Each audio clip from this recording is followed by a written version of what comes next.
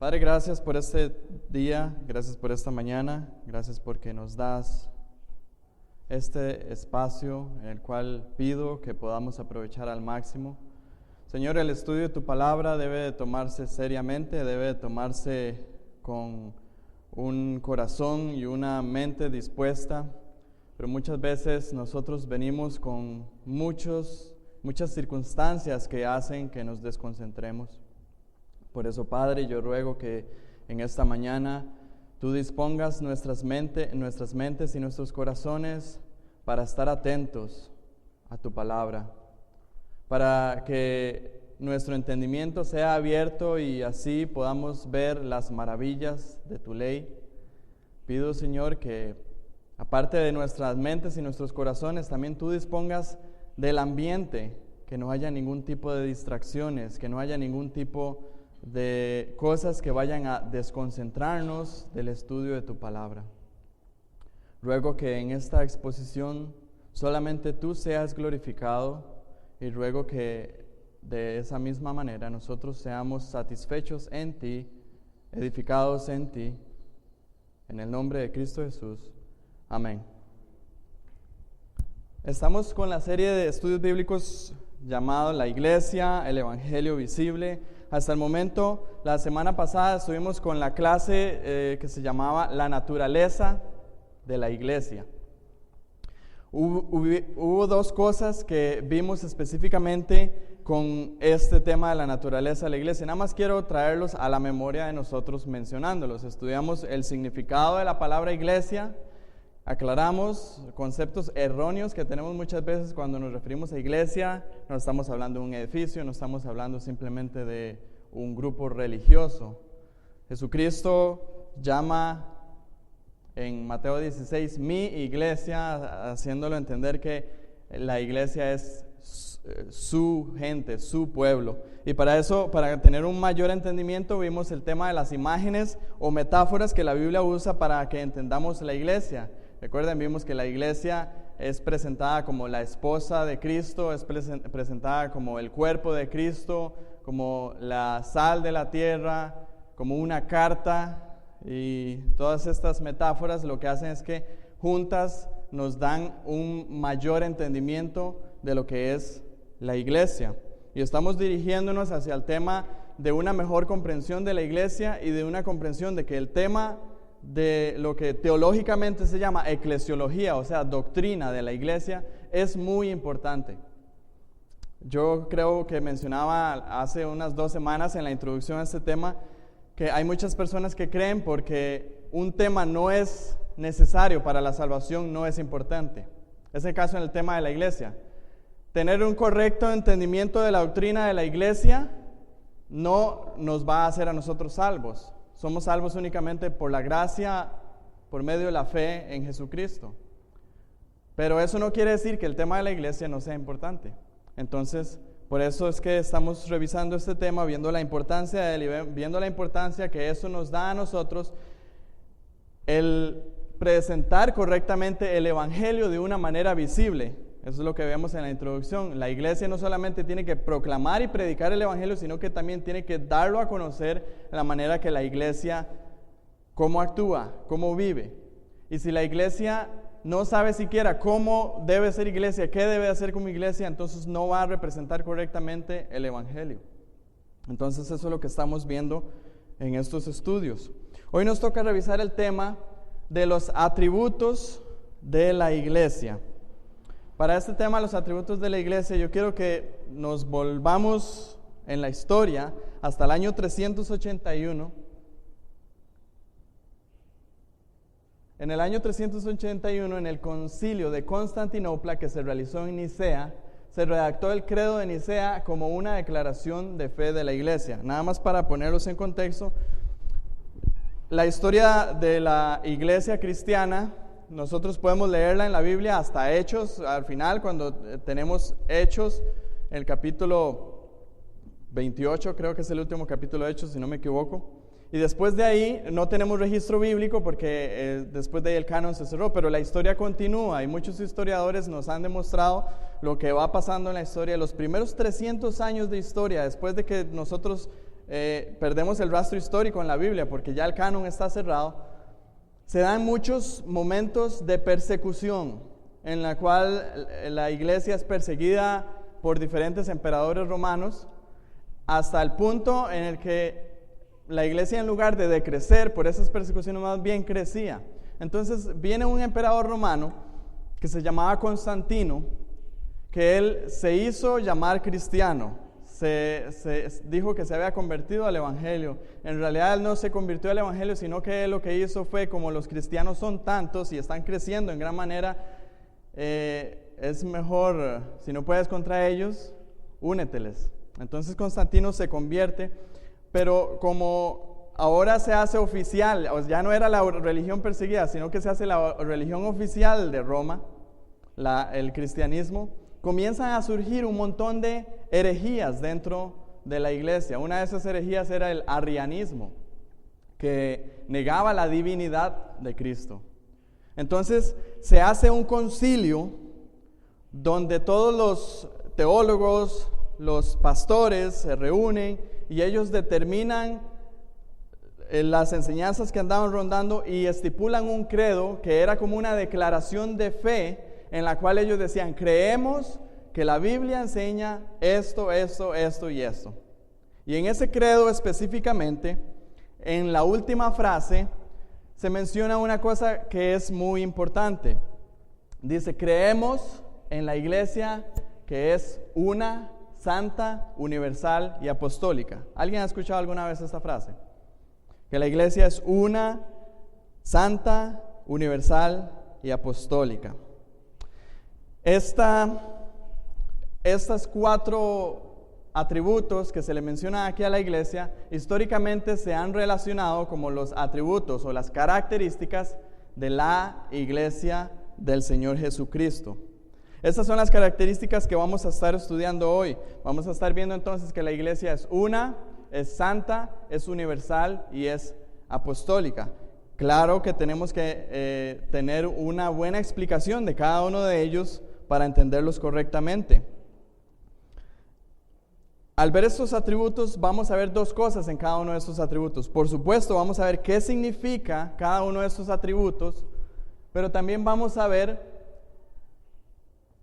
cómo estos atributos son reflejos del carácter de Dios. Una de las cosas que la iglesia es la luz del mundo, ¿verdad? Pero la iglesia como luz del mundo no ilumina su propia luz. Lo que la iglesia es reflejar la luz de Cristo. La iglesia lo que tiene que hacer es dar a conocer quién es Dios, quién es Cristo.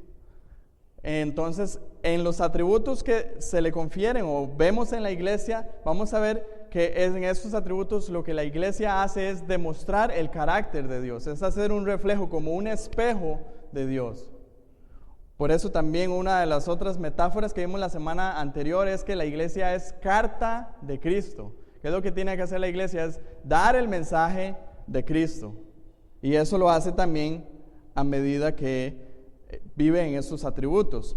Y el otro tema es también cómo la iglesia debe de hacer visible cada uno de estos atributos.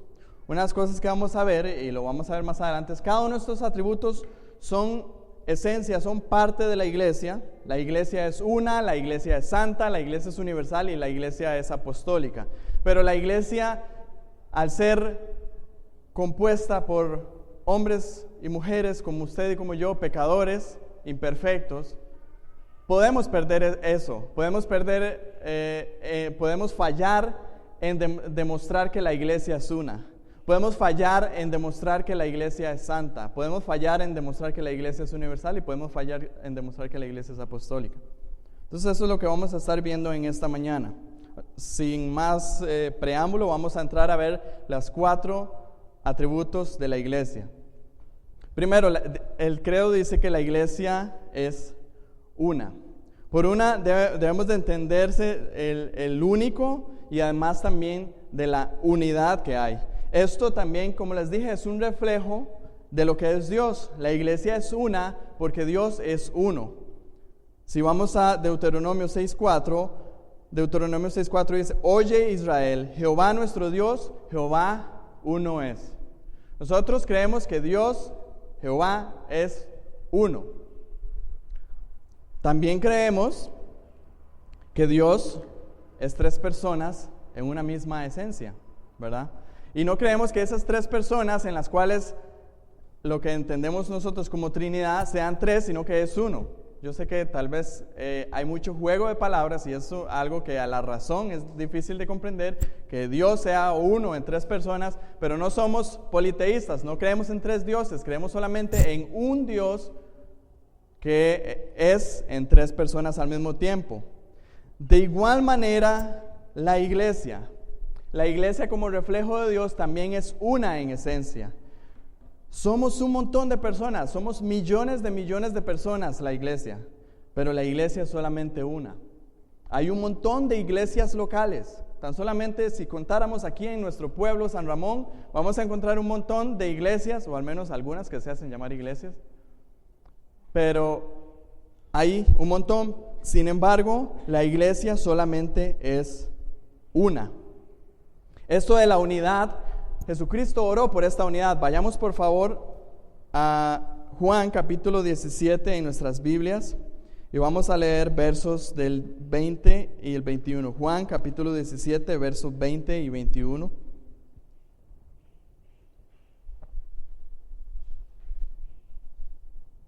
En esta oración, esa es hecha el día antes, la noche antes de que Cristo fuese crucificado. Y Él está orando por sus discípulos. Juan capítulo 17, versos 20 y 21. Vea la oración que Él hace. Mas no ruego solamente por esto, sino también por los que han de creer en mi palabra, en mí por la palabra de ellos, para que todos sean uno, como tú, oh Padre, en mí y yo en ti, que también ellos sean uno en nosotros, para que el mundo crea que tú me enviaste. Jesucristo está orando porque la iglesia sea una sola unidad. Por eso vemos en la Biblia ampliamente que Cristo se refiere a su pueblo en unidad, a su iglesia en unidad.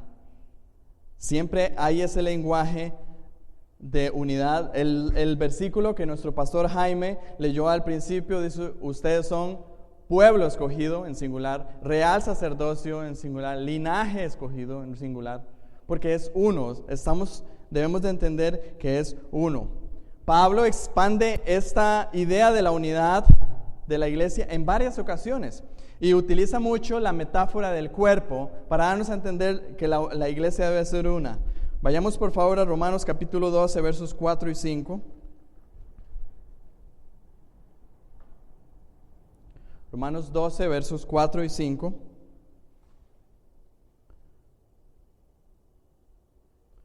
Dice: porque de la manera que en un cuerpo tenemos muchos miembros, pero no todos los miembros tienen la misma función, así nosotros, siendo muchos, somos un cuerpo en Cristo y todos miembros los unos de los otros.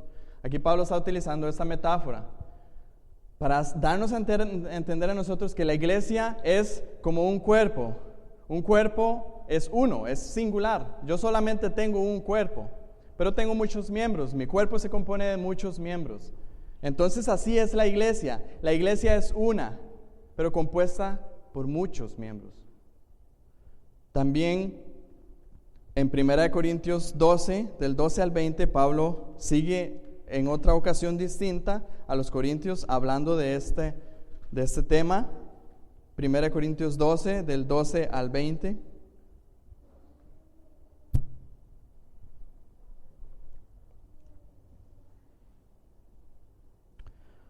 Dice: porque así como el cuerpo es uno, nuevamente menciona lo mismo, y tiene muchos miembros, pero todos los miembros del cuerpo, siendo muchos, son un solo cuerpo. Así también Cristo. Porque por un solo espíritu fuimos todos bautizados en un cuerpo, sean judíos o griegos, sean esclavos o libres, y a todos se nos dio a beber de un mismo espíritu. Además, el cuerpo no es un solo miembro, sino muchos. Si dijere el pie: porque no soy mano, no soy del cuerpo, por eso no será del cuerpo. Si dijere la oreja: porque no soy oído, no soy del cuerpo, por eso no será del cuerpo. Si todo el cuerpo fuese ojo, ¿dónde estaría el oído? Si todo fuese oído, ¿dónde estaría el olfato? Mas ahora Dios ha colocado los miembros, cada uno de ellos, en el cuerpo como Él quiso. Porque si todos fueran un solo miembro, ¿dónde estaría el cuerpo? Pero ahora son muchos los miembros, pero el cuerpo es uno. Nuevamente Pablo nos da a entender, la iglesia es una. El cuerpo, que es la iglesia, es solamente uno. No hay tal cosa como la iglesia de negros, o la iglesia de blancos, o la iglesia gringa, o la iglesia costarricense. Sí hay en el sentido local, pero no hay en el sentido de que hay muchas iglesias o muchos cuerpos. Pablo dice, solamente hay un cuerpo, con muchos miembros, con muchas funciones, pero solamente hay un cuerpo. Pablo nos explica la fuente de esa unidad, y eso es muy importante que lo recalquemos. Gálatas 3, 27 y 28 dice, porque todos los que habéis sido bautizados en Cristo, de Cristo estáis revestidos. Ya no hay judío ni griego, no hay esclavo ni libre, no hay varón ni mujer, porque todos vosotros sois uno. ¿En quién? En Cristo Jesús. La unidad que tenemos, la tenemos en Cristo Jesús. La unidad que la iglesia tiene, la tiene en Cristo Jesús. Al venir Cristo y morir en la cruz, Él compra para sí a un solo cuerpo, a la iglesia. Uno nada más. Un cuerpo con muchos miembros.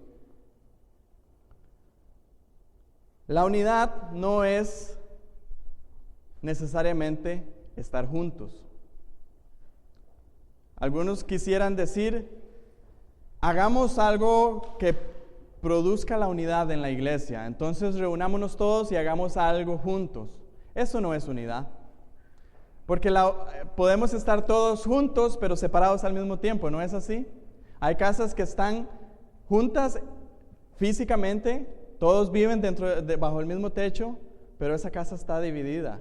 Hay pleitos entre los hermanos, entre hijos y padres. No es así. La unidad no es estar juntos. La unidad de la iglesia entonces tampoco es estar juntos. La unidad de la iglesia es por Cristo. Por eso este mismo verso dice, porque todos los que habéis sido bautizados en Cristo, de Cristo estáis revestidos, ya no hay judío ni griego, no hay esclavo ni libre, no hay varón ni hembra. ¿Por qué? Porque todos vosotros sois uno en Cristo. ¿Ok? Ahora, es cierto que la iglesia, así como nosotros vemos, o sea, si hacemos un análisis de la iglesia a nivel mundial, la iglesia no está unida, ¿verdad? No es una.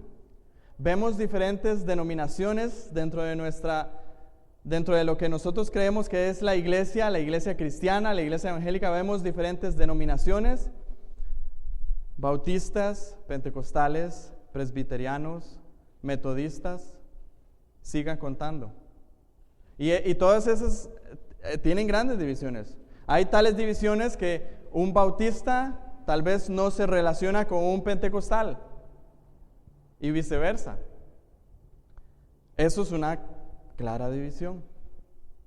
Entonces, a nivel visual, algo que es una realidad que Pablo lo está diciendo, la iglesia es un solo cuerpo, no lo vemos. Entonces, por eso surge la pregunta, ¿cómo se manifiesta la unidad en la iglesia? ¿Cómo hace la iglesia para que se manifieste la unidad? ¿Será entonces que, como dije antes, será que tenemos que reunirnos todos en un solo lugar y decir, seamos uno? Iglesia, ¿será que todas las iglesias de San Ramón tienen que reunirse y hacer una sola iglesia? Y ahí entonces manifestaríamos la unidad de la iglesia. No, nuevamente, estar juntos no es unidad. No es unidad que las iglesias se unan en una actividad común para ir a repartir comida a los pobres y darles servicios médicos y después hacer un café en la tarde al final con toda la comunidad. Eso no es unidad. ¿Qué es unidad? ¿Cómo manifiesta la iglesia la unidad? Bueno, la Biblia nos muestra claramente. Primero que nada, la unidad de iglesia se manifiesta en que todos tengan un mismo sentir. Vean lo que dice Hechos 2, 41 y 47. Acompáñenme por favor, que es una muestra de la iglesia que estaba unida. Esa iglesia sí estaba unida, era la iglesia que venían haciendo y había tal unidad que vea lo que pasaba en esta iglesia. Hechos 2, versos 41 al 47. Dice, así que los que recibieron su palabra fueron bautizados y se añadieron aquel día como 3,000 personas. Vean la cantidad de personas, 3,000 personas. ¿Qué hacían esas 3,000 personas? 42. Y perseveraban en la doctrina de los apóstoles, en la comunión unos con otros. La palabra comunión es la unión de dos palabras, común, unión. Comunión unos con otros, en el partimiento del pan y en las oraciones. Y sobrevino temor a toda persona y muchas maravillas y señales eran hechas por los apóstoles. Todos los que habían creído estaban juntos. Pero no solamente estaban juntos, sino que dice, y tenían en común todas las cosas, y vendían sus propiedades y sus bienes, y lo repartían a todos según la necesidad de cada uno, y perseverando unánimes cada día en el templo, y partiendo el pan en las casas, comían juntos con alegría y sencillez de corazón, alabando a Dios y teniendo favor con todo el pueblo, y el Señor añadía cada día a la iglesia los que habían de ser salvos. La unidad aquí no era el hecho que comían juntos, no era el hecho siquiera que vendían las casas y se repartían entre ellos las cosas. Eso eran manifestaciones externas de la unidad. ¿Cuál era la unidad aquí? Tenían en común todas las cosas. Tener en común todas las cosas no es pensar, no es que todos sean iguales, sino que en cuanto a la fe, ellos todos creían en que Cristo era el Señor y Salvador de sus almas. Todos creían en que la iglesia era el cuerpo de Cristo. Todos creían en la divinidad de Cristo. Todos creían una misma cosa. La unidad entonces se demostraba en que tenían un mismo sentir. A eso es a lo que Pablo constantemente llamaba a las iglesias. Vean 1 Corintios capítulo 1 versos 10 al 13.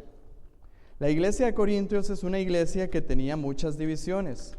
Tanto es que vamos a leer este pasaje en 1 Corintios 1 versos 10 al 13. Dice Pablo, os ruego pues, hermanos, por el nombre de nuestro Señor Jesucristo, que habléis todos una misma cosa y que no haya entre nosotros divisiones, sino que estéis perfectamente unidos en una misma mente y en un mismo parecer. ¿Cómo es que dice Pablo que tienen que estar unidos? ¿Tienen que estar unidos en un mismo edificio? ¿O unidos todos viviendo en una misma comunidad, en un pueblo, que toda la iglesia viva en una misma comunidad, como hacen alguna gente? No, sino que tienen que estar unidos en una misma mente y en un mismo parecer. Verso 11. Porque he sido informado acerca de vosotros, hermanos míos, por los de Cloé, que hay entre vosotros contiendas. Quiero decir que cada uno de vosotros dice, yo soy de Pablo, y yo soy de Apolos, y yo soy de Cefas, y yo soy de Cristo. ¿Acaso está dividido Cristo? ¿Fue crucificado Pablo por vosotros? ¿O fuisteis bautizados en el nombre de Pablo? Y continúa Pablo. Pablo les dice, estén unidos, pero no estén unidos porque están en un mismo lugar. No estén unidos porque están haciendo una actividad en conjunto. Estén unidos porque están en una misma mente y en un mismo parecer. Cuando la iglesia de Jesucristo tenga una misma mente y un mismo parecer, la doctrina que se predica, la fe que se vive, es la misma, ahí se va a manifestar la unidad de la iglesia. Filipenses 2:2.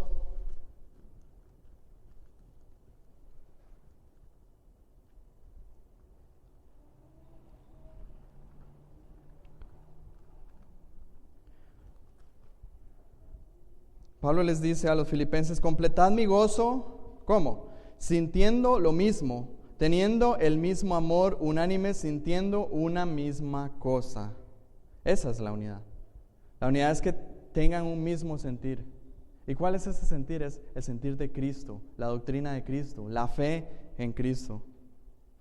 La iglesia, entonces lo que estamos viendo, La iglesia es una aunque dividida, pero no dividida en diferentes pensamientos, en diferentes doctrinas, en diferentes creencias, sino que está dividida simplemente geográficamente.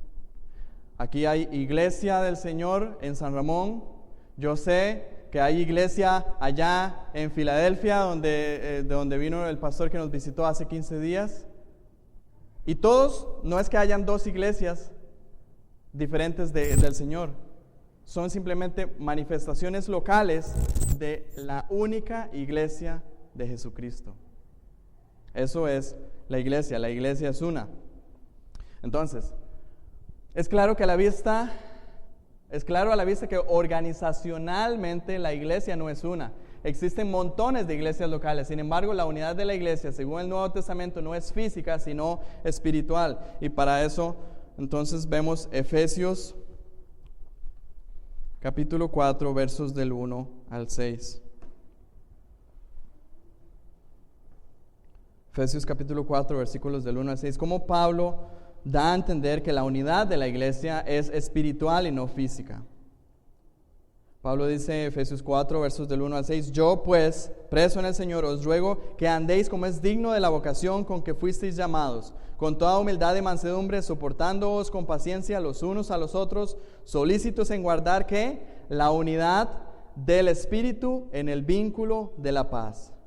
Un cuerpo y un espíritu, como fuisteis también llamados a una misma esperanza de vuestra vocación. Vea qué interesante, es una misma esperanza de vuestra vocación. ¿Cuál es la esperanza que tenemos nosotros? Es la venida de nuestro Señor Jesucristo. Es estar libres de este cuerpo de pecado delante de la presencia del Señor. Es solamente una esperanza. No es que los bautistas tengan una esperanza y los pentecostales tengan otra esperanza. Es solamente una esperanza de vuestra vocación. Y vean lo que dice, un Señor. Nada más hay un Señor, ese es Jesucristo. Nada más una fe, nada más un bautismo, nada más un Dios y un Padre de todos, el cual es sobre todos y por todos y en todos. Pablo nunca habla aquí de que la unidad sea física, de que la unidad sea estar en un mismo lugar o en una misma actividad. Es triste cuando las personas piensan que la unidad puede lograrse a través de actividades. No, jamás. La unidad se va a lograr a medida que la iglesia tenga, como aquí dijo Pablo claramente en el verso 5, un Señor, una fe, un bautismo, un Dios y Padre de todos. Cuando la iglesia llegue a tener esa misma unidad de pensamiento, esa misma fe, ahí se va a manifestar que la iglesia es una. Primer atributo, la iglesia es una. La iglesia es una. 2, la iglesia es santa. La iglesia es una, la iglesia es santa. La iglesia es santa por el mismo carácter de Dios, porque Dios es santo. 1 Pedro, capítulo 1, versos 14 al 16. 1 Pedro, capítulo 1, versos 14 al 16.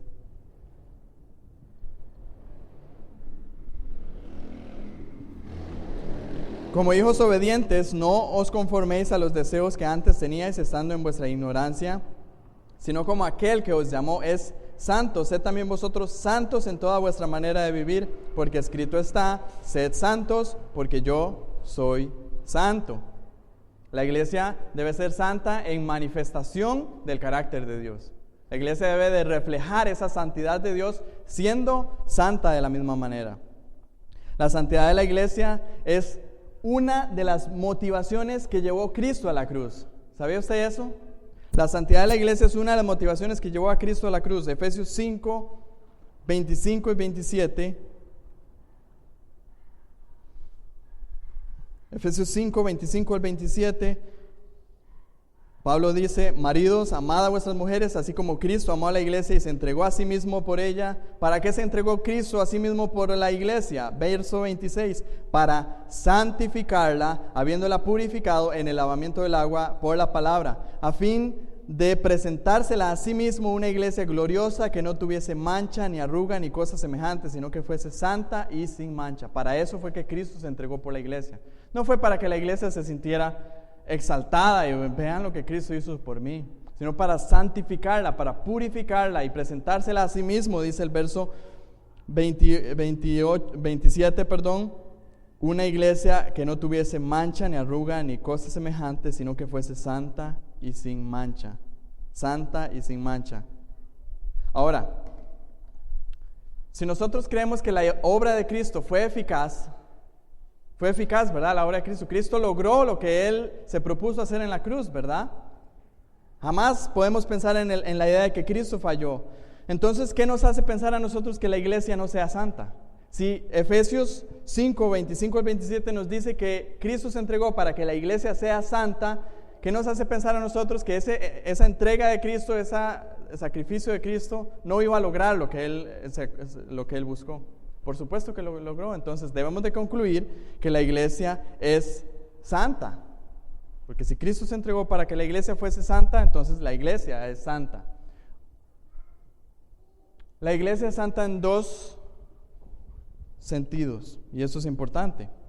El primer sentido, la iglesia es santa por declaración de Dios. La iglesia no es santa porque por sí misma sea santa, porque por sí misma ella pueda llegar a la pureza y a la perfección. Claramente lo vemos, la iglesia visiblemente no es santa. Vemos iglesias como la iglesia luterana en Costa Rica, que hizo todo un congreso para aceptar las relaciones homosexuales dentro de la iglesia. Inclusive ellos ahora están nombrando pastores y ministros homosexuales también. Eso nos hace ver y decir, ¿dónde está la santidad de la iglesia?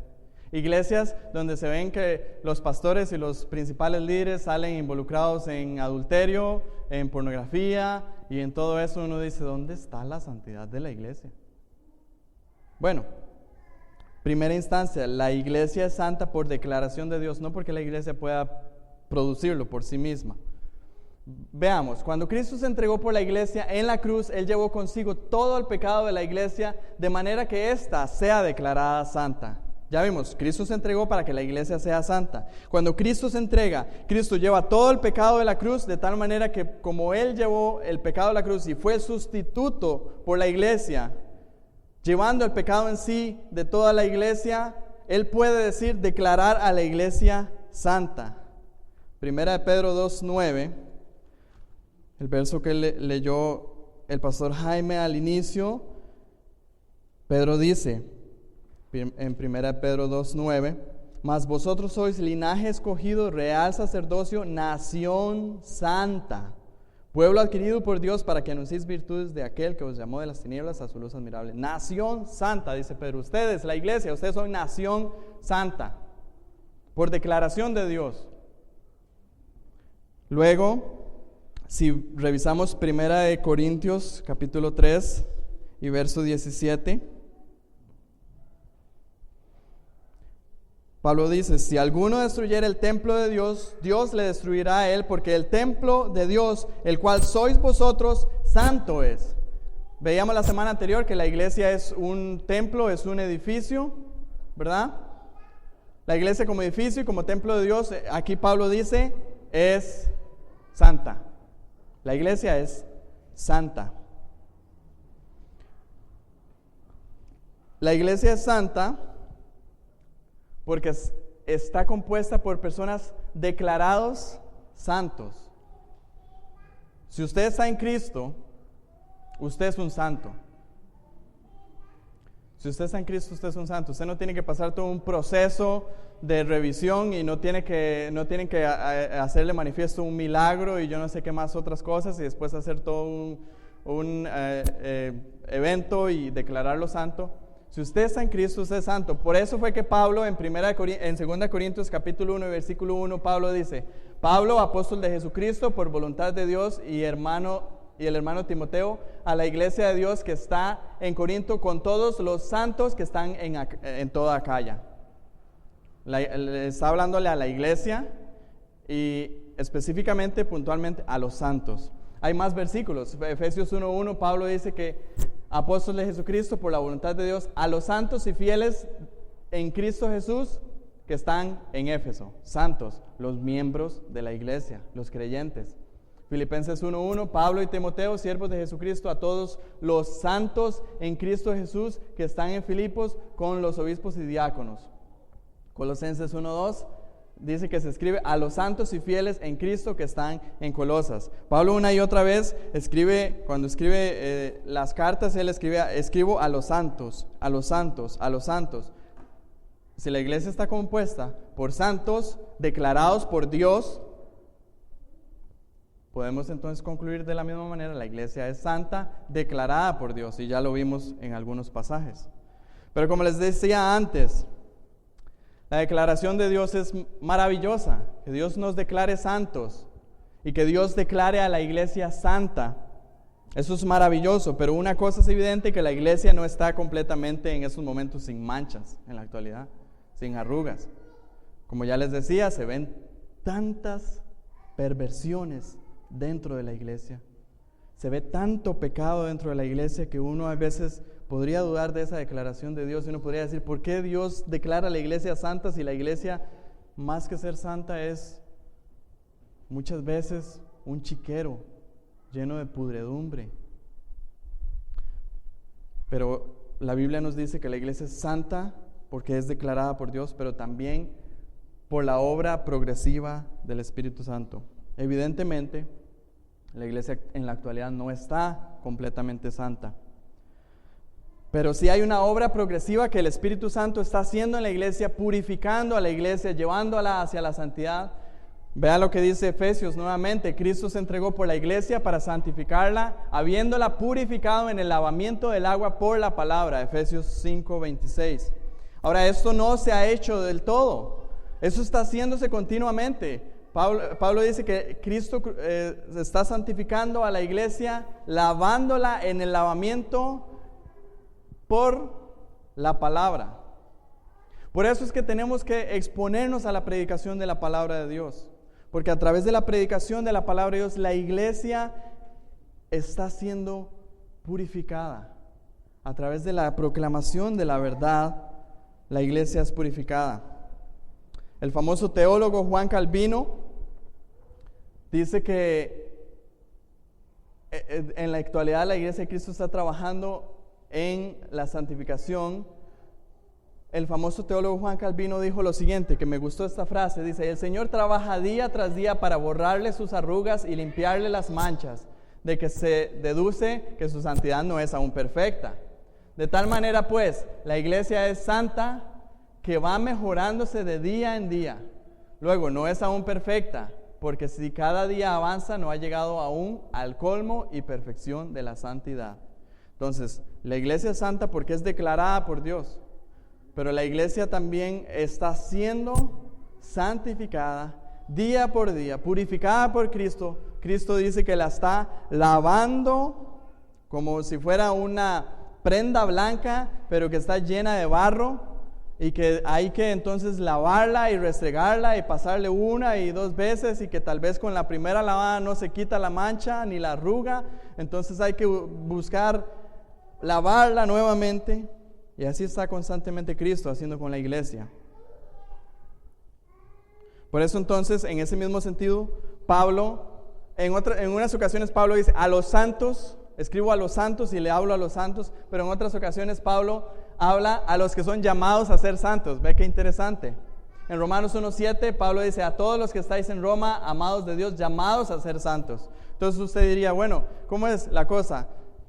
¿O son santos o son llamados a ser santos? ¿Cómo entendemos eso? Bueno, las dos.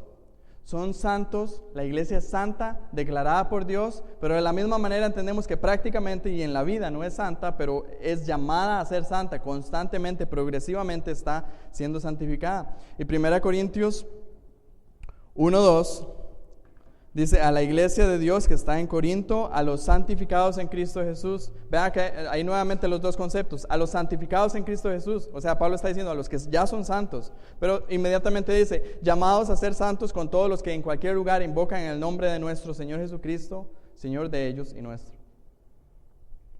Los dos conceptos, la santidad que Dios da a la iglesia por declaración, porque Dios dice en Cristo Jesús y a través del sacrificio de Él, la iglesia es santa, pero en la manera práctica, en la manera vivencial y progresiva, la iglesia va santificándose. Bueno, ¿cómo hacemos para que esa progresión siga adelante? ¿Cómo hacemos para que la iglesia manifieste la santidad de Dios? ¿Cómo hacemos? Yo creo que hay dos cosas muy importantes. Y yo sé que no podemos profundizar completamente cada una de ellas, pero es importante que las veamos. Primero que nada, en la práctica de la disciplina. Cristo solamente mencionó 2 veces la palabra iglesia en los evangelios. Una fue para decir, sobre esta roca yo edificaré mi iglesia. Y la otra fue para decir cómo la iglesia debería de mantener la santidad de Dios. Y eso fue a través de la disciplina en Mateo 18. Pero vamos un momento a 1 Corintios capítulo 5. Porque aquí es cuando se ve en práctica la disciplina y se ve la explicación de Pablo de por qué la iglesia debe practicar la disciplina.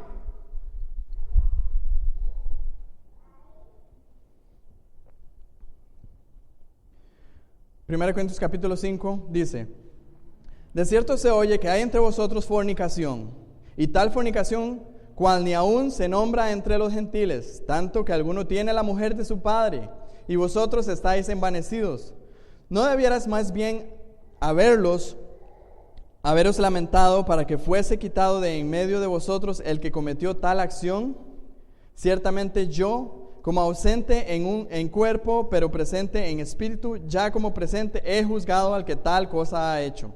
En el nombre de nuestro Señor Jesucristo, reunidos vosotros y mi espíritu con el poder de nuestro Señor Jesucristo, el tal sea entregado a Satanás para destrucción de la carne, a fin de que el espíritu sea salvo en el día del Señor Jesús. Detengamos un momento aquí. Pablo está diciendo que se está dando esta situación. Es una situación grave. Hay adulterio, hay fornicación.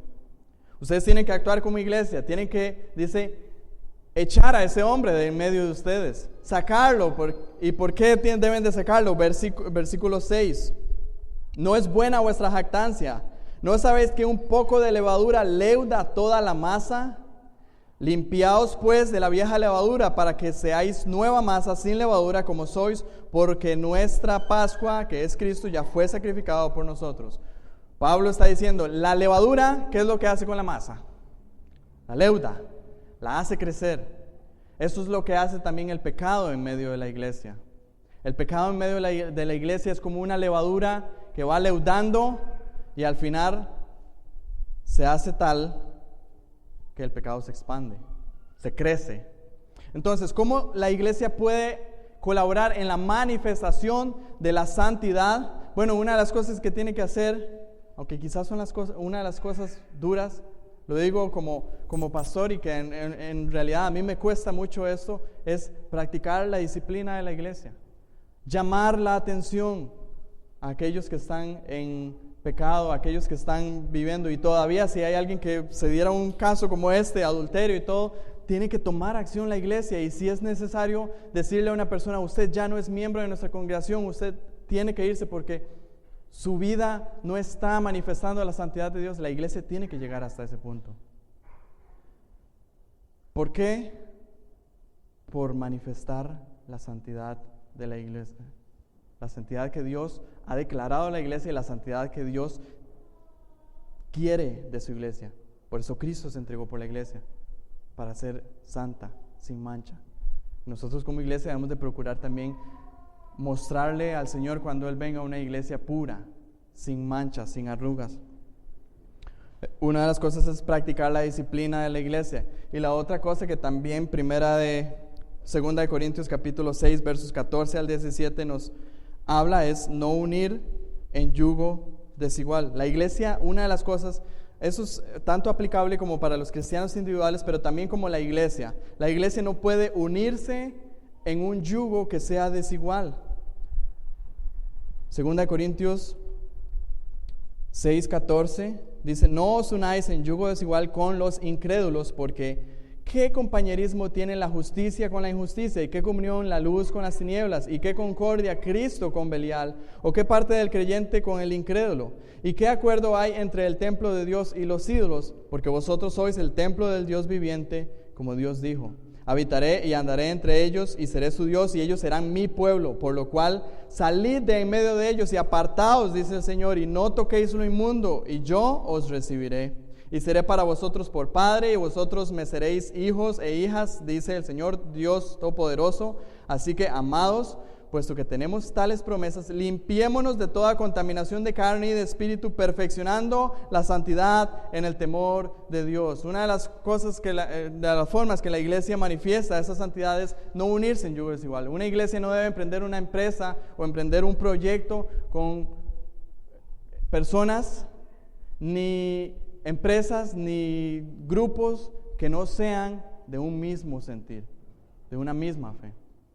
Es triste cuando una iglesia busca ayuda externa, como psicólogos, que vengan aquí y hagan algo que ni siquiera son creyentes, o que la iglesia, para ver cómo va a emprender cierto proyecto, entonces va y busca a una empresa de mercadeo para saber cómo puede. La iglesia no debe de hacer eso, no se debe de unir en yugo desigual. Una de las cosas hermosas con esto es que al final de los tiempos la iglesia se va a presentar santa y sin mancha para las bodas del Cordero. Apocalipsis 21:2, Juan dice, y yo, Juan, vi la santa ciudad, oiga las palabras, la santa ciudad, y se está refiriendo a la iglesia, la nueva Jerusalén descender del cielo de Dios, dispuesta como una esposa ataviada para su marido. Ataviada para su marido. ¿Cómo va a estar ataviada? Apocalipsis 19:8 dice, y a ella se le ha concedido que se vista de lino fino, limpio y resplandeciente, porque el lino fino es las acciones justas de los santos. Esto que vimos, la obra progresiva del Espíritu Santo, por la promesa del Señor, va a llegar a su conclusión. La iglesia se va a presentar santa y sin mancha delante de Dios. Pero la iglesia tiene que procurar en esta vida, en este momento, hacer manifiesta la santidad de Dios. Llevamos dos atributos. La iglesia es una y la iglesia es santa. La iglesia es universal, dijimos, la iglesia es una, la iglesia es santa, la iglesia es universal. La palabra universal viene del griego katolikain, que se traduce como católica. Esta fue la palabra original en los credos. Esta palabra católica significa universal. Ahora, este uso acostumbrado de la palabra católica, nosotros significa universal, como significa universal para no crear algún tipo de malentendimiento por el uso que le ha dado la iglesia de Roma a la palabra católica, que significa universal. Entonces nosotros nos referimos a la iglesia como universal. Por universal queremos decir que la iglesia abarca toda la tierra en todos los tiempos. Toda la tierra en todos los tiempos. Vayamos un momento por favor a Apocalipsis, capítulo 5 y verso 9.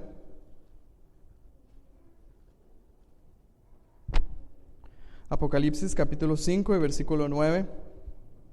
Aquí, en el contexto, tenemos a los 24 seres vivientes, a los 4 seres vivientes y a los 24 ancianos que estaban cantándole un cántico a Dios. Es una visión que ve Juan. ¿Y qué dice en el verso 9? Dice, y ellos cantaban un nuevo cántico diciendo, digno eres de tomar el libro y de abrir sus sellos, porque tú fuiste inmolado y con tu sangre nos has redimido para Dios, de todo linaje y lengua y pueblo y nación. Eso quiere decir la iglesia universal.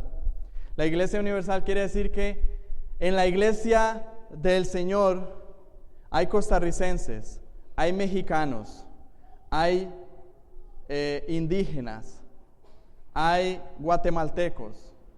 Y no solamente eso, no solamente geográficamente en todo el mundo hay personas en la iglesia de Cristo, sino que en todos los tiempos. La iglesia del Señor va desde el Pentecostés que nosotros vimos en Hechos 2 hasta el tiempo final, cuando Cristo venga por su iglesia. Esa es la iglesia. La iglesia no es solamente los creyentes que estén en el año 2014, no. La iglesia es los creyentes de todos los siglos, de todas las edades. De la misma manera que la iglesia es también los creyentes de todos los lugares. Muchas veces nosotros como que tal vez tenemos una visión muy corta y pensamos que los creyentes, algunas inclusive iglesias, tienden a creer que solamente la iglesia local es iglesia. No, la iglesia es universal. La iglesia está compuesta por personas de todo lugar y de todo tiempo. Mark Dever, un escritor, pastor de una iglesia en Washington, D.C., dijo: la iglesia es universal en lo que respecta a su expansión en espacio y tiempo. Entonces, la iglesia es expandida tanto en espacio como en tiempo. La iglesia abarca toda la tierra en todos los tiempos, porque Dios es el Señor de toda la tierra y todos los tiempos. ¿No es así? Salmos 97:5 dice: los montes se derritieron como cera delante de Jehová, delante del Señor de toda la tierra. Y Jeremías 23:24 dice: ¿se ocultará alguno, dice Jehová, en escondrijos que yo no lo vea? ¿No lleno yo, dice Jehová, los cielos y la tierra? El Señor es el Señor de todo el cielo, de toda la tierra. Por lo tanto, su iglesia no solamente está en San Ramón, su iglesia está en todo lugar y en todo tiempo también. Uno de los que son denominados padres de la iglesia, porque fueron salidos despuesito de los apóstoles, Ignacio de Antioquía, dijo en una carta que escribió a los esmirnios a principios del siglo II, dice: donde está Jesucristo está la iglesia universal. La iglesia universal no es un lugar nada más, es donde está Cristo. Si Cristo está aquí y aquí Cristo está siendo predicado, aquí hay iglesia universal en esta iglesia. Pero también en esos momentos, quizá en otro país de América se está predicando a Cristo, ahí está la iglesia universal. Cuando, tal vez no hasta ahora, pero en Europa o en Asia se está predicando a Cristo y se está viviendo a Cristo y se está viviendo en Cristo, ahí hay iglesia universal. Entonces la iglesia universal no es todos los lugares y todos los tiempos. ¿Cómo se manifiesta la iglesia universal? Esto es un poco, como pienso yo, más complejo. ¿Cómo hacemos para manifestar que la iglesia es universal, nosotros siendo una iglesia local?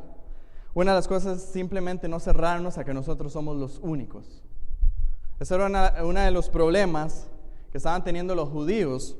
Cuando vino la salvación a ellos les costó entender el tema de que la salvación también había sido para otros pueblos que no fueran los judíos, para otras razas, para otras lenguas.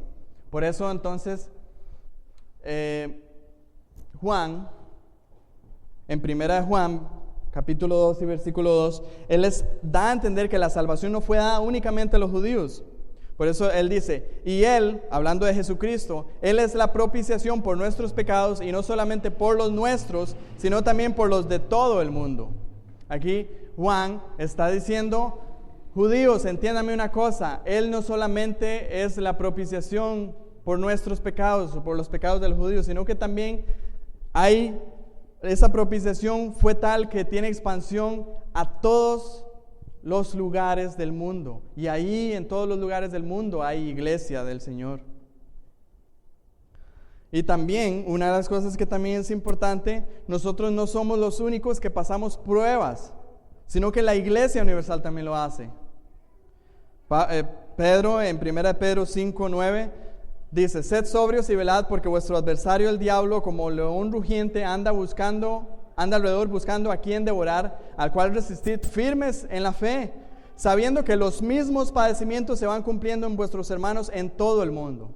Una de las cosas que la iglesia hace para manifestar la universalidad de la iglesia es que tiene que tener el entendimiento de que la salvación no es solamente local, es universal. Que los padecimientos también no solamente locales, son universales. Y eso es algo de gran alivio.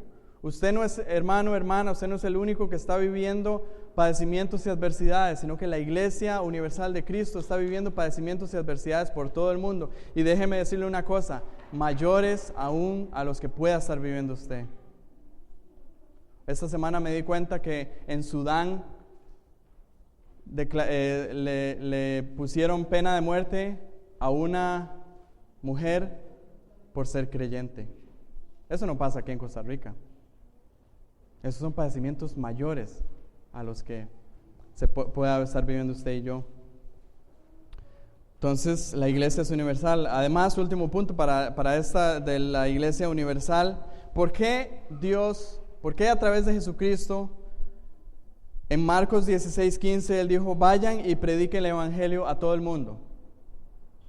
Porque la iglesia es universal, está en todo el mundo. Y Dios tiene que traer a salvación a toda esa iglesia que está en todo el mundo. Si la iglesia no hubiera sido universal, entonces Jesucristo hubiera dicho, bueno, no salgan de la tierra de Palestina. Quédense ahí en Palestina porque ahí solamente hay iglesia. No, la iglesia es universal.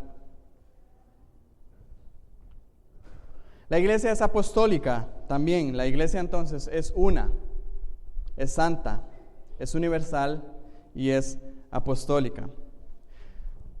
Para aclarar el punto, la iglesia es apostólica y debe ser apostólica porque fue fundada sobre y es fiel a la palabra de Dios dada a los apóstoles. Yo sé que el término puede confundir porque hay muchas iglesias locales que hoy se hacen llamar iglesias apostólicas y en su mayoría no se arrime a esas iglesias. Pero la iglesia es apostólica, nuevamente, porque la iglesia fue fundada sobre la enseñanza de los apóstoles y es fiel a la palabra de Dios dada a los apóstoles. Primero que nada, Jesús escoge a sus apóstoles en Lucas 6:13. Él dice Lucas 6:13, cuando era de día, llamó a sus discípulos, escogió a 12, a los cuales también llamó apóstoles. Él nombra a 7 de todos los que le seguían, él llama y escoge sus apóstoles.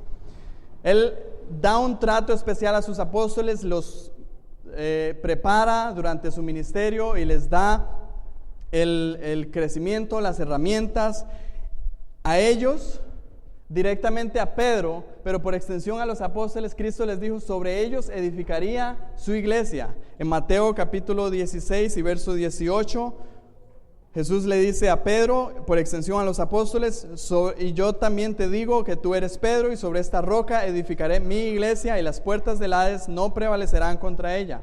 Esto lo confirmamos en Efesios capítulo 2:20, que dice, edificado sobre el fundamento de los apóstoles y profetas, siendo la principal piedra del ángulo Jesucristo mismo. ¿Recuerdan lo que veíamos la vez anterior del edificio que es la iglesia? Está la piedra angular, la piedra principal que es Jesucristo, pero luego hay un fundamento. Ese fundamento es la doctrina, la enseñanza de los apóstoles, y luego sobre ese fundamento está construida la iglesia. Eso es lo que está diciendo Efesios capítulo 2 y versículo 20. Y es muy interesante también lo que pasa en Juan capítulo 17. Cuando Jesús está orando por sus discípulos y por la unidad de la iglesia, recuerdan que ya leímos ese pasaje, Jesús dice, mas no ruego solamente por estos, refiriéndose a sus discípulos, sino también por los que han de creer en mí por la palabra de ellos. ¿Qué es lo que tenemos nosotros en el Nuevo Testamento? Son las escrituras de los apóstoles del Señor Jesucristo. Mateo, Marcos, que fue escrito casi que por dictado de Pedro. Lucas, que era íntimamente relacionado con Pablo. Y todos ahí en adelante, las cartas de Pablo, las cartas de Pedro, las cartas de Juan. Eso es lo que tenemos. Lo que significa la iglesia apostólica no es que ahora hayan apóstoles. No es que haya una sucesión del apostolado, como tal vez algunos creen. No es eso, sino que significa que los apóstoles dejaron un fundamento que tenemos en las páginas de la Escritura, en el Nuevo Testamento, y eso es el fundamento en el cual la iglesia se para. Entonces, la iglesia apostólica significa que la enseñanza que ha permanecido desde la era apostólica es la que debe permanecer, entiéndase, por enseñanza a las Escrituras. Edmund Clowney, un teólogo, dijo lo siguiente: menoscabar la autoridad de las Escrituras es destruir el fundamento apostólico de la iglesia. Si nosotros menoscabamos la enseñanza del Nuevo Testamento de las Escrituras, estamos menoscabando el fundamento apostólico. Y Mark Dever también nos ayuda con esta idea. Dice: la continuidad física de una línea de pastores ancianos desde los apóstoles de Cristo hasta el presente es insignificante comparado con la continuidad entre la enseñanza en las iglesias actuales y la enseñanza de los apóstoles. O sea, no es tan importante el tema de los apóstoles continuado en una manera física. Lo que es importante es lo que enseñaron los apóstoles. ¿Es lo mismo que está enseñando la iglesia actual? Si lo que enseñaron los apóstoles y lo que predicaron los apóstoles y lo que escribieron los apóstoles en el Nuevo Testamento, obviamente entendemos que el Nuevo Testamento y el Antiguo Testamento por los profetas, si eso es lo que la iglesia de hoy predica, cree y vive, es la iglesia apostólica. Esa es la iglesia apostólica. Por eso entonces, Pablo en su última carta fue muy enfático a Timoteo que fijara sus esfuerzos en la palabra de Dios. Pablo no dijo, Pablo no dijo a Timoteo, Timoteo, usted tiene que seguir todo tal y como yo soy. A Pablo, usted tiene que predicar a Pablo, tiene que predicar a los apóstoles como personas. No. Pablo le dice a Timoteo, en 2 Timoteo 3, 14, 15, le dice: pero persiste tú en lo que has aprendido y te persuadiste, sabiendo de quién has aprendido y que desde la niñez has sabido las sagradas escrituras, las cuales te pueden hacer sabio para la salvación por la fe que es en Cristo Jesús. Y en capítulo 4, versículo 1 y 2, Pablo les dice: te encarezco delante de Dios y del Señor Jesucristo, que juzgará a los vivos y a los muertos en su manifestación y en su reino, que prediques la palabra, que instes a tiempo y fuera de tiempo, redarguye, reprende, exhorta en toda paciencia y doctrina. ¿Predique qué? La palabra de Dios. La iglesia que predica la palabra de Dios, el consejo de Dios, todo, y eso es lo único que predica, esa es una iglesia apostólica. ¿Cómo entonces se manifiesta la iglesia como apostólica? 1 Corintios 1:15 dice que la iglesia es columna y baluarte de la verdad, ¿verdad? Lo que la iglesia debe hacer es seguir siendo esa columna y baluarte de la verdad. ¿Cómo? Siguiendo los mismos consejos que Pablo le dio a Timoteo, que ya leímos esos textos. Entonces, hermanos, la iglesia tiene atributos. Esos atributos ya los vimos. La iglesia es una. La iglesia es santa, la iglesia es universal y la iglesia es apostólica. La iglesia es en tiempo presente esos 4 atributos. Pero también la iglesia, de una u otra manera, como les decía antes, por su pecado, falla en mostrar esos atributos. Y tiene que vivir para procurar esos atributos. Mi conclusión no es personal, sino que pienso que esta frase de un teólogo que se llama Donald Bloech, es la primera vez que escuché de él, lo leí en un libro, pero me gustó muchísimo esta frase que quiero que utilicemos por conclusión. Dice: la iglesia ya es una, pero esta unidad debe hacerse más visible en fe y práctica. La iglesia ya es santa en origen y fundamentos, pero debe esforzarse en producir frutos de santidad en esta estancia temporal en el mundo. La iglesia ya es católica, o sea, universal, pero debe buscar la plena medida del catolicismo, asimilando las protestas válidas contra los abusos de la iglesia en su propia vida. La iglesia ya es apostólica, pero debe de ser más conscientemente apostólica, permitiendo que el evangelio reforme y aún modifique sus consagrados ritos e interpretaciones. La iglesia lo es por declaración de Dios, es una, es santa, es universal y es apostólica, pero la iglesia debe de luchar cada día para hacer manifiestos estos atributos con que manifiesta los mismos atributos de Dios, la esencia de Dios. Vamos a orar. Padre, gracias porque en este tiempo nos has permitido abrir las páginas de la Escritura y estudiar los atributos de la iglesia, la cual tú estás edificando, la iglesia tuya, únicamente tuya. Te ruego, Señor, que cuando vemos esos atributos, los atributos que tú has conferido a la iglesia, los que tú les has dado a la iglesia, y al ver la realidad de que la iglesia no está manifestando esos atributos, nos vemos retados grandemente, Señor, a que hay que buscar sintonía con esos atributos. Por eso ruego, Señor, que tú pongas en nuestros corazones, individualmente, como miembros de iglesia, a participar, a ser activos y ser firmes en buscar que la iglesia manifieste esos atributos, que la iglesia sea una, que la iglesia sea santa, que la iglesia sea universal y que la iglesia sea apostólica. Para gloria tuya y en el nombre de Cristo Jesús. Amén.